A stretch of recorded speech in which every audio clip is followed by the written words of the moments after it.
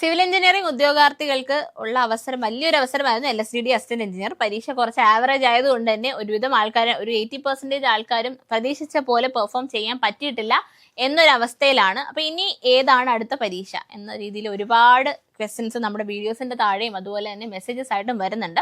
So ഇനി ഉള്ള അവസരങ്ങൾ അല്ലെങ്കിൽ പുതിയ വരാൻ പോകുന്ന നോട്ടിഫിക്കേഷൻസ് ഏതൊക്കെയാണ്, അല്ലെങ്കിൽ നമ്മൾ എക്സ്പെക്ട് ചെയ്യാവുന്ന നോട്ടിഫിക്കേഷൻസ് ഏതൊക്കെയാണ് എന്നതിനെ കുറിച്ചിട്ടാണ് ഒരു ഐഡിയ ഈ വീഡിയോയിലൂടെ തരുന്നത്. അതിന് മുന്നേ തന്നെ ഒരു കാര്യം വ്യക്തമാക്കി പറയാം. നമുക്ക് നോർമലി നമ്മുടെ PSC വിളിക്കുന്ന 3 യോഗ്യതയുള്ള പരീക്ഷ, അതായത് ഫ്രഷേഴ്സ് ഉണ്ടെങ്കിൽ അവർക്കും കൂടി അറിയാൻ വേണ്ടിയിട്ടാണ് പറയുന്നത്. നമുക്ക് 3 യോഗ്യതയുള്ള പരീക്ഷകളാണ് PSC വിളിക്കുന്നത്. അതായത് ഒന്ന് BTech degree, directly BTech degree ഉള്ളവർക്ക് മാത്രം അപ്ലൈ ചെയ്യാൻ പറ്റുന്ന അസിസ്റ്റന്റ് എഞ്ചിനീയർ പോസ്റ്റുകൾ. പിന്നെ ചില പോസ്റ്റുകളുണ്ട്, ലൈക്ക് പോളിടെക്നിക് ലെക്ചറർ ആണെങ്കിലും ഒക്കെ ടീച്ചിങ് ജോബ്സിനൊക്കെ BTech വിത്ത് 60% മാർക്ക് എന്ന് സ്പെസിഫൈ ചെയ്തു പറയും. ബാക്കി എല്ലാത്തിനും പാസ് ഇൻ BTech മാത്രമേ പറയാറുള്ളൂ. പിന്നെ ഡിപ്ലോമ ലെവൽ എക്സാംസ് വിളിക്കാറുണ്ട്. ഒബസ്യ ഗ്രേഡ് 1 വർക്ക്ഷോപ്പ് ഇൻസ്ട്രക്ടർ പോലെയുള്ള പോസ്റ്റുകൾ വിളിക്കാറുണ്ട്. അതുപോലെ തന്നെ പിന്നെ നമുക്ക് വിളിക്കുന്ന ITI ലെവലിലെ പോസ്റ്റുകളാണ് ഗ്രേഡ് 2 ഗ്രേഡ് 3 പരീക്ഷകൾ, ട്രേസർ പരീക്ഷകളൊക്കെ. അപ്പം ഇതിലെല്ലാത്തിനും നമുക്ക് അവസരങ്ങളുണ്ട്. അപ്പം നമ്മുടെ ഇനി വരാൻ പോകുന്ന അവസരങ്ങളും കഴിഞ്ഞ ലിസ്റ്റുകളുടെ കാലാവധി തീരുന്നത് എപ്പോഴാണ്, എപ്പം നമുക്ക് നോട്ടിഫിക്കേഷൻസ് പ്രതീക്ഷിക്കാം എന്നുള്ളതാണ്. സിവിലുകാർക്ക് ഏറ്റവും കൂടുതൽ പ്രതീക്ഷയുള്ള ഒരു ഡിപ്പാർട്ട്മെന്റ് ആണ് PWD എന്ന് പറയുന്നത്. PWDയിലെ അസിസ്റ്റന്റ് എഞ്ചിനീയർ പോസ്റ്റിലേക്കുള്ള നോട്ടിഫിക്കേഷൻ വരും എന്നുള്ള ആ ഒരു തീരുമാനം PSC എടുത്തതിന്റെ മിനിറ്റ്സ് പബ്ലിഷ് ആയിട്ടുണ്ട്. അപ്പം നമുക്കറിയാം PWD അസിസ്റ്റന്റ് എഞ്ചിനീയർ നോട്ടിഫിക്കേഷൻ ഉടൻ തന്നെ നമ്മൾ ഈ മാസം തന്നെ പ്രതീക്ഷിക്കുന്നതാണ്. നമുക്ക് അസിസ്റ്റന്റ് എഞ്ചിനീയർ PWDയുടെ കഴിഞ്ഞ ലിസ്റ്റ് നോക്കുവാണെങ്കിൽ നമുക്ക് 6/5/2024 ലിസ്റ്റ് വന്നത്. അതായത് 2027 ഈ ലിസ്റ്റ് തീരത്തുള്ളൂ. ഇതിന്റെ കൂടെ തന്നെ വന്ന ലിസ്റ്റാണ് അസിസ്റ്റന്റ് എഞ്ചിനീയർ ഇറിഗേഷൻ എന്ന് പറയുന്നത്. അതും ഈ ഒരു 6/5/2024 സെയിം ദിവസം തന്നെ ഒരേ പരീക്ഷയായിരുന്നു അതുകൊണ്ട്. പക്ഷെ ഇപ്പം നമുക്ക് PSC PWDയുടെ മാത്രം നോട്ടിഫിക്കേഷൻ ആണ് വരുന്നത് എന്നാണ് പറഞ്ഞത്. PWD നിങ്ങൾക്ക് അറിയാം, ലിസ്റ്റ് വളരെ ചെറുതായിരുന്നു, 76 പേരെ ഉണ്ടായിരുന്നുള്ളൂ ആ ലിസ്റ്റിൽ. അപ്പം അതുകൊണ്ട് തന്നെ നമുക്ക് കുറച്ച് നേരത്തെ റിക്രൂട്ട്മെന്റ് നടക്കാനുള്ള നടപടികൾ PSC തുടങ്ങിയതാവും എന്ന് വിചാരിക്കാം, അല്ലെ. അപ്പം നമുക്ക് PWD നിങ്ങൾ അസിസ്റ്റന്റ് എഞ്ചിനീയർ പഠിക്കുന്നതോടൊപ്പം തന്നെ ഇറിഗേഷൻ ഉടൻ തന്നെ വരുമായിരിക്കും. കാര്യം നമുക്ക് PWD വിളിച്ച സ്ഥിതിക്ക് ഈ ഡിസംബറിൽ വരുന്ന നോട്ടിഫിക്കേഷൻ്റെ കൂടെയോ അടുത്ത വർഷം പകുതിക്കോ ഇതുപോലെ തന്നെ നമുക്ക് ചിലപ്പം ഇറിഗേഷൻ എയും വരാം. അപ്പോൾ ഇറിഗേഷൻ എയും നിങ്ങൾക്ക് ഒരു അവസരം തന്നെയാണ്. PWD അസിസ്റ്റന്റ് എഞ്ചിനീയറിന്റെ അതേ സിലബസ് ആണ്. പഠിക്കുന്നവർക്ക് ഫോക്കസ് ചെയ്ത് പഠിക്കാവുന്ന 2 പരീക്ഷകളായി നമുക്ക് നമ്മുടെ PWDയും അതുപോലെ തന്നെ ഇറിഗേഷനും. പിന്നെ ഇനി ഹാർബർ എഞ്ചിനീയറിംഗ്, അതുപോലെ തന്നെ നമുക്ക് ചെറിയ ചെറിയ ഡിപ്പാർട്ട്മെന്റ്സ് ഉണ്ട്. അതായത് ലൈക്ക് ഹാർബറിലൊക്കെ നിങ്ങൾക്കറിയാം, ഹാർബർ വളരെ ചെറിയ ഡിപ്പാർട്ട്മെന്റ് ആണ്. അതിൽ അസിസ്റ്റന്റ് എഞ്ചിനീയർ പോസ്റ്റിലേക്ക് വിളിക്കാം. ഇപ്പോൾ ഓൾറെഡി ലിസ്റ്റ് നമുക്ക് അവൈലബിൾ ആണ്. നല്ല രീതിയിൽ വേക്കൻസീസ് ഉള്ള ഒരു ലിസ്റ്റ്, വേക്കൻസീസ് ഫില്ലാവുന്ന ലിസ്റ്റാണ് ഇപ്പം എക്സിസ്റ്റ് ചെയ്യുന്നത്. അതിൽ ഒരുപാട് വേക്കൻസീസ് നമുക്ക് ഡിപ്പാർട്ട്മെന്റിൽ ഒഴിഞ്ഞു കിടക്കുന്നുണ്ട്. പിന്നെ നമുക്ക് വരുന്നത്, നമുക്ക് ഇതുപോലെ തന്നെ നമ്മുടെ അസിസ്റ്റന്റ് പ്രൊജക്ട് എഞ്ചിനീയർ KLDC, അതായത് കേരള ലാൻഡ് ഡെവലപ്മെന്റ് കോർപ്പറേഷനിൽ അസിസ്റ്റന്റ് പ്രൊജക്ട് എഞ്ചിനീയർ പോസ്റ്റുകളുണ്ട്. അതെല്ലാം BTech ക്വാളിഫിക്കേഷൻ ആണ്. അസിസ്റ്റന്റ് ടൗൺ പ്ലാനർ ഇപ്പോൾ നമുക്കൊരു എക്സാം കഴിഞ്ഞു. അപ്പോൾ ഇനി ആ എക്സാമിൻ്റെ ലിസ്റ്റൊക്കെ വന്നു കഴിഞ്ഞാൽ മാത്രമേ അതിൻ്റെ റിക്രൂട്ട്മെന്റ് നടക്കത്തുള്ളൂ. പിന്നെ നമുക്ക് ചെറിയ ആർക്കിയോളജി, അങ്ങനെ ചെറിയ സോയിൽ കൺസർവേഷൻ, നമ്മുടെ അഗ്രികൾച്ചർ, അങ്ങനെയൊക്കെ ചെറിയ അസിസ്റ്റന്റ് എഞ്ചിനീയർ പോസ്റ്റിലുണ്ട്. പക്ഷേ മാസ് റിക്രൂട്ട്മെന്റ് നമ്മൾ പ്രതീക്ഷിക്കുന്നില്ല. എന്നാലും മെയിൻലി നമുക്ക് നമ്മുടെ PWDയും ഇറിഗേഷനുമാണ് നമ്മൾ അസിസ്റ്റന്റ് എഞ്ചിനീയർ പോസ്റ്റിലേക്ക് പ്രതീക്ഷിക്കുന്നത്. ഇനി സിവിലുകാർക്ക് തന്നെ അപ്ലൈ ചെയ്യാൻ പറ്റുന്നു, പക്ഷേ വേറെ 2 ബ്രാഞ്ചുകാരും കൂടെ ഒപ്പം അപ്ലൈ ചെയ്യുന്ന 2 ഡിപ്പാർട്ട്മെന്റ്സ് കൂടി ഉണ്ട്. വാട്ടർ അതോറിറ്റി അസിസ്റ്റന്റ് എഞ്ചിനീയർ എക്സാമും അതുപോലെ തന്നെ പൊല്യൂഷൻ കൺട്രോൾ ബോർഡിലെ അസിസ്റ്റന്റ് എഞ്ചിനീയർ എക്സാം. ഈ 2 ലിസ്റ്റും നിലവിൽ വന്നത് 5/5/2023 പൊല്യൂഷൻ കൺട്രോൾ ബോർഡ് AE. അപ്പോൾ അത് 2026 മെയ് ആകുമ്പോഴത്തേക്ക് നമുക്ക് എക്സ്പയർ ആവും. അപ്പം നമുക്ക് നോട്ടിഫിക്കേഷൻ വരുന്നുണ്ടെങ്കിൽ 2025 ഡിസംബറിൽ വരണം. ഓക്കെ. അതുപോലെ തന്നെ നമുക്ക് വാട്ടർ അതോറിറ്റി അസിസ്റ്റന്റ് എഞ്ചിനീയർ 16/9/2023 വന്നത്.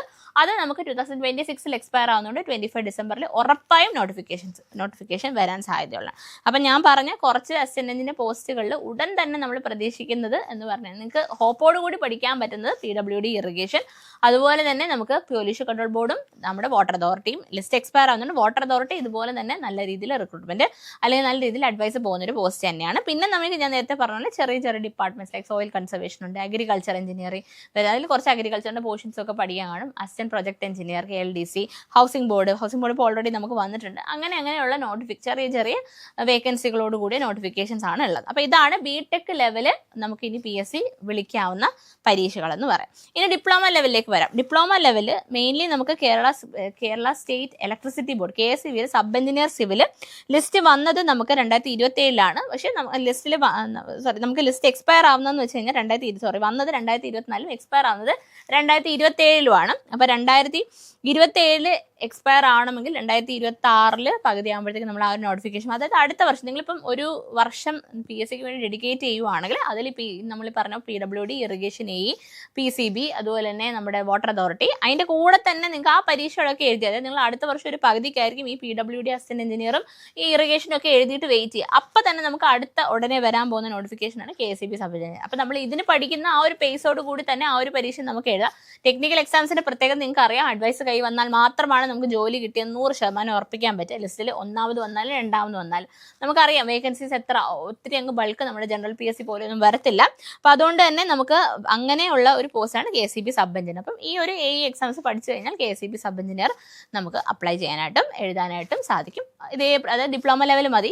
അപ്പോൾ എയുടെ അത്രയും ഹാർഡ് ക്വസ്റ്റ്യൻസും ആയിരിക്കത്തില്ല. പക്ഷേ AE ലെവൽ പഠിച്ചു കഴിഞ്ഞാൽ ഡിപ്ലോമ ലെവലിലെ പരീക്ഷയ്ക്ക് വേറെ ഒന്നും പഠിക്കേണ്ട, ക്വസ്റ്റ്യൻസ് മാത്രം ചെയ്ത് പോയാൽ മതി. അതുപോലെ വർക്ക്ഷോപ്പ് ഇൻസ്ട്രക്ടർ സിവിൽ ഉണ്ട്. അത് നമുക്ക് 2024 വന്ന ലിസ്റ്റാണ്, 2027 എക്സ്പയർ ആവും. അപ്പോൾ അത് നമ്മുടെ എഞ്ചിനീയറിംഗ് കോളേജസിൽ നമുക്ക് എന്താ പറയുക, വർക്ക്ഷോപ്പ് ഇൻസ്ട്രക്ടർ എന്ന് പറഞ്ഞാൽ എഞ്ചിനീയറിംഗ് കോളേജസിലെ ലാബ് ഇൻചാർജ് എന്ന് പറയുന്നുള്ള ഒരു പോസ്റ്റാണ്. ടീച്ചിങ് ജോബൊക്കെ ഇഷ്ടമുള്ളവർക്ക് ഭയങ്കര നല്ല പോസ്റ്റാണ്. അപ്പോൾ അതും നമുക്ക് പ്രതീക്ഷിക്കാവുന്ന ഒരു നോട്ടിഫിക്കേഷൻ തന്നെയാണ്. ദെൻ ITI ലെവലിൽ KLDC ഓവർസിയർ ഗ്രേഡ് 3 ഉണ്ട് ലിസ്റ്റ്. നമുക്ക് 2027 ഇതുണ്ടാവുന്നത്. ഗ്രേഡ് 3 ആണ് KLDC. KLDC ഗ്രേഡ് 2 ഗ്രേഡ് 1 ഉണ്ട്. പക്ഷെ അത് നമുക്ക് ഈ വർഷം വരുമെന്ന് പറയാൻ പറ്റത്തില്ല, ഉടൻ തന്നെ നമുക്ക് പ്രതീക്ഷിക്കുന്നതാണ്. ട്രാവൻകൂർ ദേവസ്വം ബോർഡിലെ അസിസ്റ്റന്റ് എഞ്ചിനീയർ ഓവർസിയർ, നമുക്ക് തിരുവിതാംകൂർ ദേവസ്വം ബോർഡിലെ അസിസ്റ്റന്റ് എഞ്ചിനീയറും ഓവർസിയറിന്റെയും ലിസ്റ്റുകൾ ഓൾറെഡി എക്സ്പയർ ആയി. എന്നിട്ട് അവിടെ വേക്കൻസീസ് വന്നപ്പം കേസ് പോയി ഓവർസിയർ ലിസ്റ്റ് എക്സ്റ്റെൻഡ് ചെയ്തെടുത്ത് കുറച്ച് പേർക്ക് അപ്പോയിൻമെന്റ് ആയിട്ടുണ്ടായിരുന്നു. അപ്പോൾ അവരൊക്കെ വേറെ ഡിപ്പാർട്ട്മെന്റിൽ ജോലിക്ക് പോയ സാഹചര്യത്തിൽ നമുക്ക് ഓവർസിയർ ആണെങ്കിലും AE ആണെങ്കിലും ട്രാവൻകൂർ ദേവസ്വം ബോർഡിൽ വേക്കൻസീസ് ഉണ്ട്. അപ്പോൾ അതും നമുക്ക് LSTD AEയുടെ ഒപ്പം തന്നെ നടക്കേണ്ടതായിരുന്നു. പക്ഷെ എന്തുകൊണ്ടാണ് നോട്ടിഫിക്കേഷൻ താമസിക്കുന്നത് എന്നുള്ളത് നമ്മൾ വെയിറ്റ് ചെയ്തിരിക്കുകയാണ്. അപ്പോൾ ദേവസ്വം ബോർഡിലേക്ക് നമുക്ക് റിക്രൂട്ട്മെന്റ് നടക്കാൻ സാധ്യതയുണ്ട്.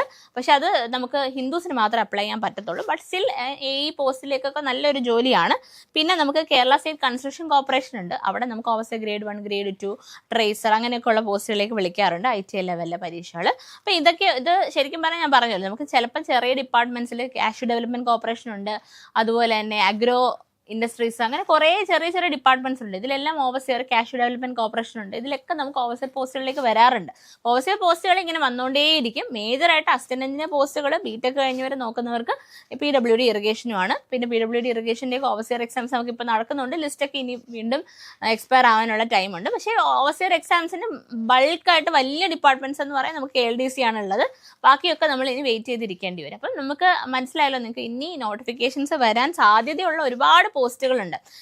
ബോത്ത് BTech ലെവലാണെങ്കിലും ഡിപ്ലോമ ലെവൽക്കാണെങ്കിൽ നിങ്ങൾക്ക് ശരിക്കും BTechകാർക്ക് ഒരു അവസരമാണ്. ഡിപ്ലോമ ജോലി, അതായത് ഡിപ്ലോമ ക്വാളിഫിക്കേഷനുള്ള വർക്ക്ഷോപ്പ് ഇൻസ്ട്രക്ടർ ആണെങ്കിലോ സബ് എഞ്ചിനീയർ ആണെങ്കിലോ അവർക്ക് അപ്ലൈ ചെയ്ത് നല്ല രീതിയിൽ പെർഫോം ചെയ്യാൻ പറ്റും. ഡിപ്ലോമക്കാർക്ക് ഓഫ് കോഴ്സ് അവർ പഠിച്ച കാര്യങ്ങൾ മാത്രമാണ് അവിടെ ചോദിക്കുന്നത്. ITI ലെവലിലേക്കാർക്ക് ഇനി നമുക്ക് വലിയ മേജർ ഡിപ്പാർട്ട്മെന്റ്സ് ഈ അടുത്തുനിന്ന് വരാനില്ലെങ്കിൽ പോലും ഇപ്പം നിങ്ങൾ ഈ പഠിച്ച പേസിൽ തന്നെ പഠിച്ചു കഴിഞ്ഞാൽ ഈ ലിസ്റ്റുകളിലൊക്കെ സിംഗിൾ ഡിജിറ്റ് റാങ്ക് കിട്ടിക്കഴിഞ്ഞാൽ ഉറപ്പായിട്ടും ജോലി കിട്ടും. അപ്പം നിങ്ങൾ ഈ ഒരു പഠനയാത്ര ഒരിക്കലും മുടക്കരുത്. നിങ്ങൾ എന്ത് ചെയ്യണം, കണ്ടിന്യൂസ്ലി പഠിച്ചുകൊണ്ട് തന്നെ ഇരിക്കുക. അതായത് ഒരു വർഷം ഇതിനു വേണ്ടി മാത്രം ഡെഡിക്കേറ്റ് ചെയ്ത് നിൽക്കുവാണെങ്കിൽ നമുക്ക് ഈ ഒരു വർഷം പഠിച്ച് ഈ ഒരു വർഷത്തിൽ വരുന്ന പരീക്ഷയും അടുത്ത വർഷം വരുന്ന പരീക്ഷയ്ക്ക് എഴുതി കഴിഞ്ഞാൽ ജോലി എന്തായാലും കിട്ടും. നിങ്ങൾക്ക് വിചാരിക്കുന്ന നിങ്ങളുടെ ക്വാളിഫിക്കേഷൻ വെച്ചുള്ള ജോബ് തന്നെ കിട്ടും എന്നുള്ള വാസ്തവം നിങ്ങൾ മനസ്സിലാക്കണം. അതായത് ഒരു ദിവസം 2 ദിവസം അല്ല 2-3 മാസം കൊണ്ട് പഠിച്ചവർക്ക് ഒരിക്കലും ജോലി കിട്ടുക എന്നുള്ളത് ആക്ച്വലി ഞാൻ പറഞ്ഞല്ലോ, നമ്മളിപ്പം നമ്മുടെ ഫസ്റ്റ് ഗ്രേഡ് എക്സാം ഭയങ്കര എളുപ്പമായിരുന്നു. ലാസ്റ്റ് മിനിറ്റ് പഠിച്ചവർക്ക് പോലും എളുപ്പമായിട്ട് പെർഫോം ചെയ്യാൻ പറ്റും. പക്ഷേ അസിസ്റ്റന്റ് എഞ്ചിനീയർ എക്സാം അങ്ങനെയല്ല, നല്ല നിലവാരമുള്ള ചോദ്യ പേപ്പറായിരുന്നു.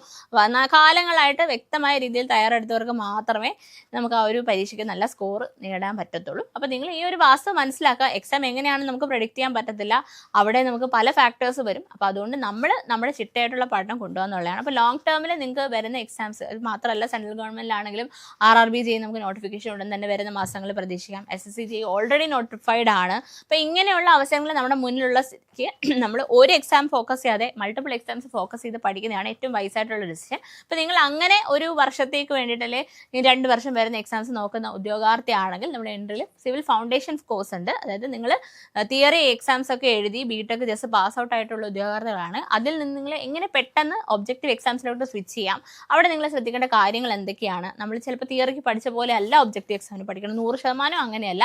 അപ്പോൾ ആ പഠനത്തിൽ നിങ്ങൾ എന്തൊക്കെ മാറ്റങ്ങൾ വരുത്തണം തുടങ്ങിയ കാര്യങ്ങളൊക്കെ തന്നെ വ്യക്തമായി നിങ്ങൾ ഓറിയന്റ് ചെയ്ത് ഏത് എക്സാം വരുന്നോ ആ എക്സാമിന് ഓറിയന്റഡ് ആയിട്ട് റിവിഷൻ ഇൻക്ലൂഡഡ് ആയിട്ട് തരുന്ന ബാച്ചാണ് നമ്മുടെ സിവിൽ എഞ്ചിനീയറിംഗ് ഫൗണ്ടേഷൻ കോഴ്സ്. അപ്പോൾ സിവിൽ എഞ്ചിനീയറിംഗ് ഫൗണ്ടേഷൻ കോഴ്സിനെ കുറിച്ച് കൂടുതൽ ഡീറ്റെയിൽസ് അറിയാനായിട്ട് താഴെയുള്ള ഫോം ഫില്ല് ചെയ്യുക. അപ്പം നിങ്ങളുടെ ആ ഒരു ജേർണി എന്ന് പറയുന്ന LSTD AE കൊണ്ടോ അല്ലെങ്കിൽ ഏതെങ്കിലും ഒരു എക്സാം കൊണ്ടോ സ്റ്റോപ്പ് ചെയ്യേണ്ട കാര്യമല്ല. കണ്ടിന്യൂസ്ലി പഠിച്ചുകൊണ്ടിരിക്കുക നിങ്ങളുടെ കയ്യിൽ അഡ്വൈസ് വരുന്നത് വരെ. Thank you.